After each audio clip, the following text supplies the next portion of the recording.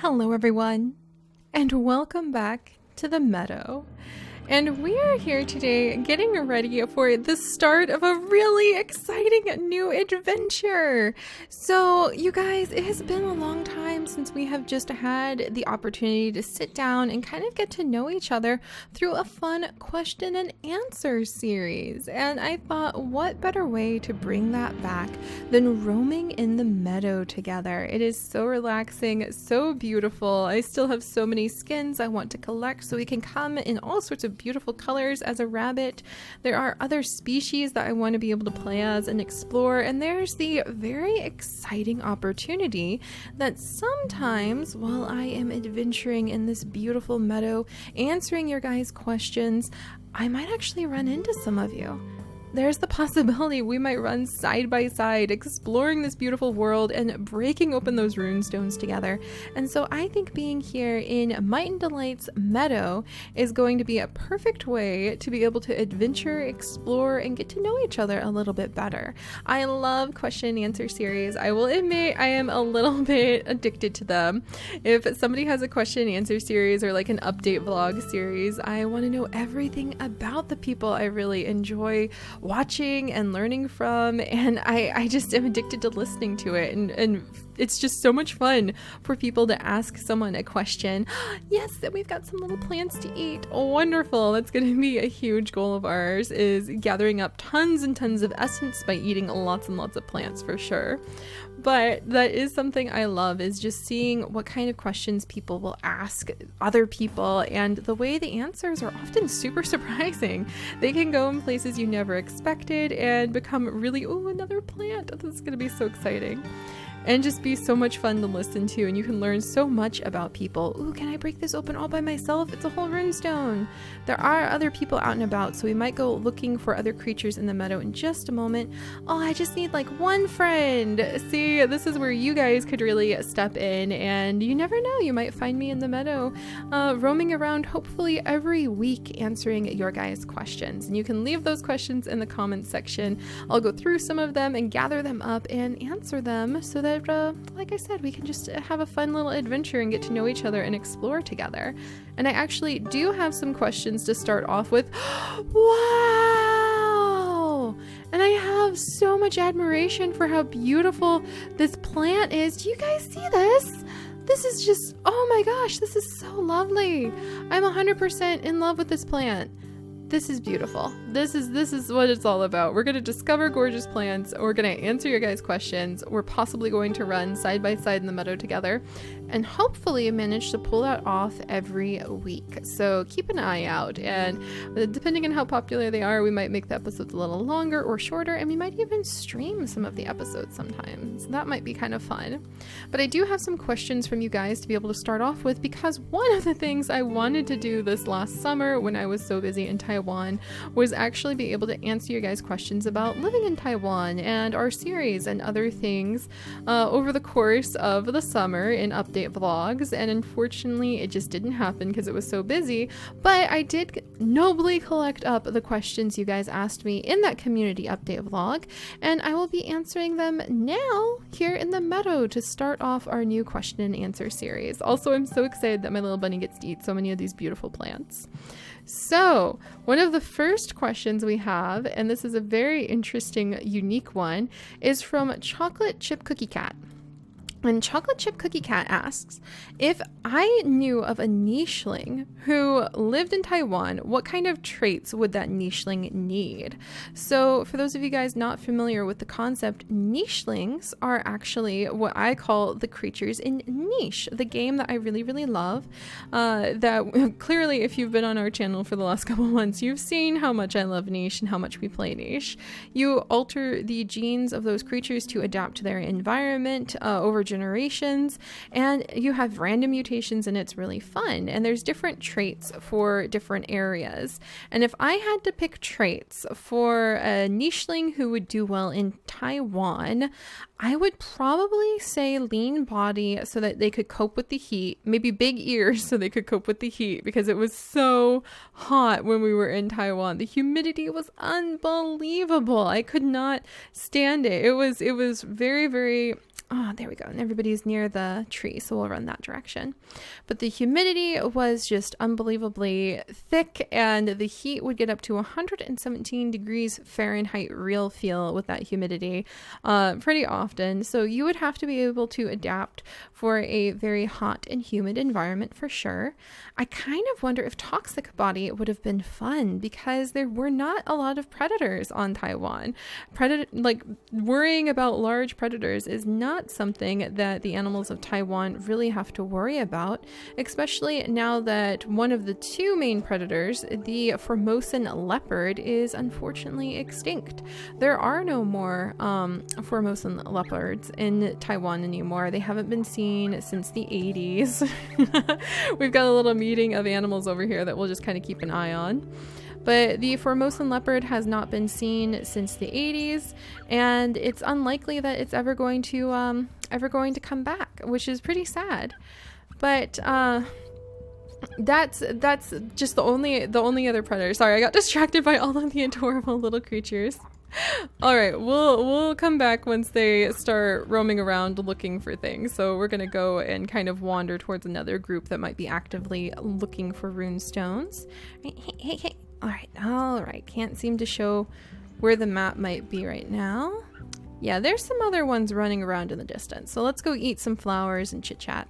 So the Formosan leopard is now probably extinct, and the only other predator that there really is in Taiwan would be the Formosan bear. There is a bear. I think it's actually very dangerous to run into. So people will have like bear whistles and things when they go into the mountains. But there's not like the number and the variety of predators that you would find like in the North American continent, or if you went to Africa, for instance, and suddenly you're running into hyenas and lions and so many things. So I think you could afford to put a few more genes into really standing out. Maybe having a fluffy tail, or having some brightly colored spots, or some brightly colored coats. You don't really need to worry so much about just the basics of survival. I would say probably definitely collecting hand would be something good for a creature living in Taiwan, because they do have a lot of fruits. There were mango trees with actual mangoes that were in the park behind our house. And there's planted pots everywhere in Taipei that might have little tiny fruits in them and things like that. So I think that would be extremely useful if you were going to be a nicheling. And I think really you don't really need ram horns or anything too terribly defensive. You just might want to be small, light, move fast, maybe bright colors to be able to attract mates. Yay, I made that jump. And I think that's about it that I can think of for nichelings in Taiwan. But if you guys were going to build a nicheling who could really survive and thrive where you currently live, where would that be? Oh, they just unlocked a new emote. Oh dear, sad bunny face. But like, where would you put a nicheling, and then what traits would you give them? Because I think this is a great question, and it really appeals to me as a former biology teacher, and it really makes me excited to see you guys get excited about things like genetics and adaptation and evolution and just adapting a creature over time for an environment. So I would love to hear more about that from your guys' point of view. All right, so I need to move on and try to get through some more of these questions. So we have another question from Sam the Gamer Fanatic, who asked, Seri, what is your favorite cat breed? And that one's super easy for me. It is the Maine Coon. I actually had a baby Maine Coon kitten that we found as a rescue. He was a stray baby. His mom had been hit by a car. She was a Siamese, actually, so he wasn't even purebred Maine Coon. And he was so small that he still needed bottle fed. So I spent a lot of time with Friday, as we named him, because we found him on Friday the 13th. But I spent a lot of time with him that summer in high school, bottle feeding him and making sure that he would be okay, and raising him into young kittenhood. And Friday and I, you know, when you have that very special bond with a pet that you just can feel is kind of once in a lifetime. You are not bonded with an animal, but like this is an individual, and it doesn't happen with every... Oh, there's a fox right over there. All right, let's grab this flower, and we might want to run for it, even though you can't hurt anybody in Meadow, which is one of the reasons I love this game. But I had that bond. I had that bond with Friday, and I really loved him, and I really connected with him, and all of his defining physical traits were classic Maine Coon. That classic brown tabby look with the M marking on his forehead, the gigantic paws. He was such a huge creature. He had huge paws. When Friday jumped on you, you felt it like it could leave little bruises on your leg or your arm when he put all his weight into those 4 pinpoints of pain. And he was very sassy, and he was just beautiful fluffy tail. And I honestly think it's because of Friday I feel so strongly about Maine Coons, because before that I actually leaned more towards Siamese because they were my mom's favorite cat breed, and she used to raise Still Point Siamese, so I was like, oh, I like them because my mom likes them. But after that amazing experience, also this is adorable. I love this spot. I want to make it my den. This is really, really cute. But after I raised Friday and fell so deeply in love with him, that was when I think I became a permanent Maine Coon fan. And believe it or not, Chips's family also has a brown tabby rescue kitten who is part Maine Coon and bears most of the really dominant Maine Coon physical traits. So Chips and I are both huge Maine Coon lovers. We just love the characteristics of the breed. We love how friendly they are, and we hope one day to be able to find a kitten somewhere that will have some of those characteristics, because they're pretty dominant. So you actually end up with cats like that in rescues quite often, and after a while you learn to look for the tiny short fuzzy tail and the big paws and the M marking on the forehead that designates that this animal is probably part Maine Coon. So one day far in the future we will try to keep our eyes peeled for a cat or a kitten like that we can adopt and bring into our life. And now we're all muddy. That's so cute. That will become our cat one day, because Chips and I are huge cat fans. We love cats. We just cannot have any cats where we currently live because there are no pets allowed. I hope nobody tells them about the birds. No, the birds are okay. We asked permission. So there's that answer. Oh dear, I'll try to move a little quicker through your guys' questions, because I love talking to you guys, and I love telling you all these fun stories. But all right, we have a question from Rofi. Good morning, Seri. I'm taking Chinese next year. Is Chinese a hard language to learn? And I am actually not studying Chinese. I studied Japanese for 4 years, but Chips is the one who is actually, the whole reason we went to Taiwan was so that he could focus on his Chinese and become proficient and very, very efficient in speaking, writing, understanding context of Chinese, both modern, and he's also having to study, I think, from the Shanghai dynasty. I'm gonna have to not that one. I'm gonna have to ask him like the particulars, but there's a particular dynasties Chinese that he has to research because he's this historian, and it's like if we tried to learn Old English, it's that awkward for the modern eye to read and try to interpret and understand. So it's not easy, and he often says, because he also has to learn Japanese by next year, so I don't envy him whatsoever, that Chinese is probably the hardest language he could have ever tried to pick up. And look at all of these rune stones. If you guys were running along with me, we could break all of these open and discover so much in the meadow. Hopefully, maybe next time I'll tweet it out and let you guys know, hey, I'm going to be doing my Q&A, running in the meadow for about half hour. Come with me, and we can have some fun. But yes, so Chips says that Chinese is one of the hardest things he has ever done, and it is the most difficult language to learn. So I would say it can be really, really hard, and just be kind of braced for that, because there's so many characters to memorize, and a lot of Chinese is contextual, where it doesn't have verb conjugation. It just sort of has like the verb, and then you're supposed to figure out like, okay, it's this spot in the sentence, so it means this, which is very different than Japanese, which I learned. So just be prepared. I would not say it is one of the easy ones to learn, but it can be done, and you will give yourself such a huge boost and boon in life if you can go through the struggle of learning it. And maybe it won't be a struggle for you. Maybe it'll be something that super just clicks with you, and you're just a whiz at it, especially if you have like a good mentality towards studying it and you're really diligent about your studies. If you can manage that and like pull that off, you will give yourself a fantastic fantastic edge on future jobs you can do, open up the world in a way that only learning a new language and culture can really offer you. So I don't want to discourage anyone from trying to learn Chinese. Just I've been told, and from what I observed watching Chips learn, it is very hard. So don't get discouraged. Don't think that, oh, I'm not good enough to learn Chinese. It just may take a lot of finagling. Really, honestly, I think any language is like that, but I'm not very good with picking up other languages. I failed Spanish 3 times in college. No joke.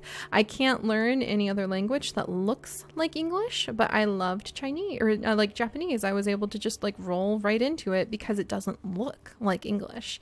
So there's a little FYI there. Let's wash off the mud that we picked up. And then let's dive into a couple more questions. I'm so silly and rambly while we wander around, and I wish that they had been willing to go, oh my gosh, look at that. Okay, let's run back to the tree because it looks like there's a huge parade of animals, so I might go join them and see what they're up to. There's plenty of runestones to crack open after all. But let's answer some more of your guys' questions. This one is from Tegan.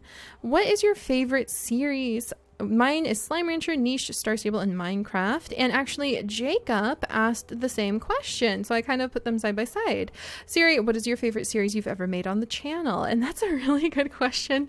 I don't think that there's any particular series that I would say is 1000% my only favorite, because I try to create from the heart. And I think as long as I'm working on creating from the heart, then that series is something I really enjoyed. I mean, honestly, even when I was playing Farmville 2, I had a fantastic time. I love farming. I love animals. I love that little like competition edge. I love the creative little special events that they did.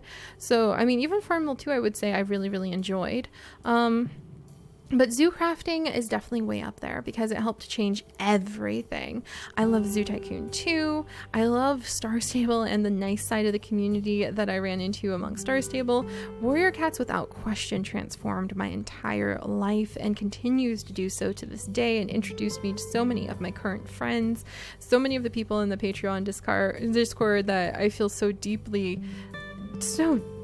happy to talk to every single day came because of the Warrior Cat series. So I feel like almost every series we have where I felt like my greenery loving heart really was able to thrive in it, I would say in some way at some point it was my favorite, because I've been doing this for almost 4 to 5 years now. So your favorite thing normally does not stay static that whole time. Your favorites change over time. So depending on the mood, depending on what mood I was in when I recorded it, that thing may have been my favorite at the time. And right now, like, okay, let's try answering it this way. What is my favorite right now? And I would say my favorite right now are probably these kinds of open, greenery surrounded wandering games. These kinds of places like Yonder or Meadow, or being able to dive back into zoo crafting where I can just take off across the world and find unexpected discoveries and just enjoy the journey with you guys. There's a time and place in my life and in my favorites to focus on being able to bring stories to you, and sometimes the story bits are my favorite, and sometimes the strategy things are my favorite. But right now, probably because I was cooped up in a small apartment all summer and it was hot and humid and difficult to get outside, being able to roam these big, gigantic worlds, whatever that happens to be, whatever form and pattern and appearance that comes in, that's my current favorite. So yeah, I mean, there's some series I could say, like I said, Warrior Cat Zoo Crafting, the Harvest Moon, Animal Crossing. It's kind of obvious if you've been around for a while which ones my heart was really, really in, and those ones are my favorite. But again, because I've done it for so long, I would say that I've had many favorites, and I continue to have many favorites, and the fact that they change and shift and I have new favorites all the time is one of the very important things about being able to make so many stories and tell so many adventures. Also, this group just does not seem to want to do some proper runestone hunting, so we won't stick around too much longer. Look at that beautiful bunny skin. I can't wait until we get that kind of coloration. That's just glorious. I love it. Are there more bunnies around here? There's a bunny here. Are there more? Interesting. Huh. They're supposed to be on the map, but I don't see them. So I'm going to chase this bunny and see where we go. But yeah, so if you guys have a favorite, why is it your favorite? Because my answer is just going to be like, I could talk about each and every series that we've had and break it down for different reasons that they are my favorite. Like Warrior Cats really challenged me to try writing from a story point of view, to try doing editing things that I had never done before. Zoo Crafting gave me a home away from home during the most difficult times of my life when I was transitioning through so many losses and so many struggles. And see, I could take each and like Sims. Oh my gosh, of course, Sims is like that's such a favorite that I didn't even think to name it, because how could it not be a favorite? You know what I mean? So maybe it'd be easier if you guys wanted me to like answer more specifically to ask what's your favorite thing about X series, because I could just go on and on and on about each and every one of the series and how they were my favorites in different ways. And I think it's very good to kind of keep an open, broad mind when it comes to talking about like your favorite things, because I see a lot of people obsess about like, this is the only thing I love in life. And then eventually they actually get kind of burned out on that thing and they doubt themselves instead of just going, okay, I'm going to look for another thing. They beat themselves up over the fact that chocolate ice cream isn't their favorite flavor anymore or something ridiculous like that. And you guys, part of the joy of life is growing and adapting, and your favorites change over time. Your dislikes change over time. Your likes change over time. That's the beauty of life. So don't obsess about one thing permanently. Be willing to grow and change and adapt is my deep advice. But all right, let's see. Let's answer one more question for today, and then I will have to come back. We'll eat a few more plants. I'll have to come back another day when maybe there are more people out and about and willing to actually chase down runestones, because I would love to chase down some runestones. But the last question I'll have for today is from Rainbow Sparkles. Do you read Warriors? If you do, what would you say is your favorite book? Whoops, and I miss that delicious flower. Just gonna eat that, don't mind me. And yes, I have read Warriors. I actually read Warriors when it originally came out. So when the very, very, very first books, the very first 4 books came out, that is when I read Warriors. I read them as soon as they came out. So I've actually been reading Warriors for like well over 10 years.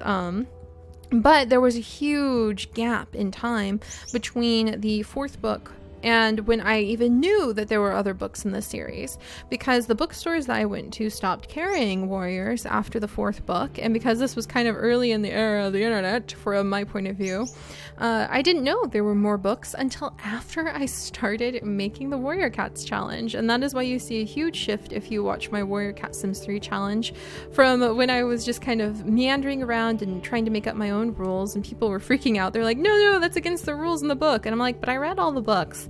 There was nothing about that in here. It's because I didn't even know that there were more books after the original first 4. So it took me a little while to kind of cotton on to that. And then I chewed through all of the books, and I'm actually still on the very last book.